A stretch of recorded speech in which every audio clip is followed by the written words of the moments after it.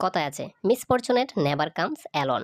বিপদ কখনো একাই আসে না। প্রিয় শিক্ষার্থী বন্ধুরা, আজকের এই ভিডিওর মাধ্যমে শেখ হাসিনা তোমাদের জন্য কি সুসংবাদ রেখেছে আজকের এই ভিডিওতে আলোচনা করবো। সো ভিডিওটা ধৈর্য সহকারে দেখতে থাকো। মাননীয় প্রধানমন্ত্রী এখন সব দিক দিয়ে যেহেতু বিপদ, এখন দেখো কি বলছে। গণভবনের দরজা খোলা, আন্দোলনকারীদের সঙ্গে বসতে চায় প্রধানমন্ত্রী শেখ হাসিনা। এই বসাটা হয়তো আগে বসলে আমাদের অসংখ্য শিক্ষার্থীদের প্রাণ যেত না। প্রাণ যেত না আবু সাহিদের। তিনি বলেন, আমি কখনোই শিক্ষার্থীদের অমঙ্গল চাই না। চলমান এইচএসসি পরীক্ষার্থীদের শান্তি ও সুষ্ঠুভাবে পরীক্ষা শেষ হওয়ার কথা আমি শুভকামনা করছি, কিন্তু শিক্ষার্থীরাই প্রশাসনের উপর হুজড়ে পড়ে রেখেছে।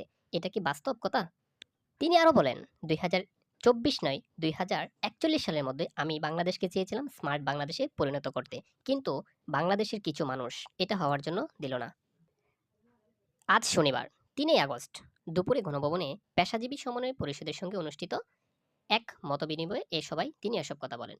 প্রধানমন্ত্রী বলেন, আরো দেখো, গণভবনের দরজা খোলা, কোটা আন্দোলনকারীদের সঙ্গে আমি বসতে চাই, এদের কথা শুনতে চাই, সব বিষয় নিয়ে তাদের সঙ্গে আলোচনা করতে পারে। প্রিয় শিক্ষার্থী বন্ধুরা, আমি সাংঘাত চাই না। দেখছো এখন কি বলছে?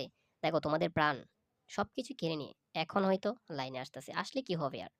যারা মৃত্যুবরণ করেছে তারা তো আর কোনোদিন ফিরে আসবে না। জানি না কি হয় বাংলাদেশে। বিস্তারিত আপডেট জানার জন্য চ্যানেলটাকে সাবস্ক্রাইব করে রাখো। আর প্রতিনিয়ত আমি তোমাদেরকে বলতেছি, কাদা দেখার সকল আপডেট ভিডিও পেতে চ্যানেলটাকে সাবস্ক্রাইব করে রাখো।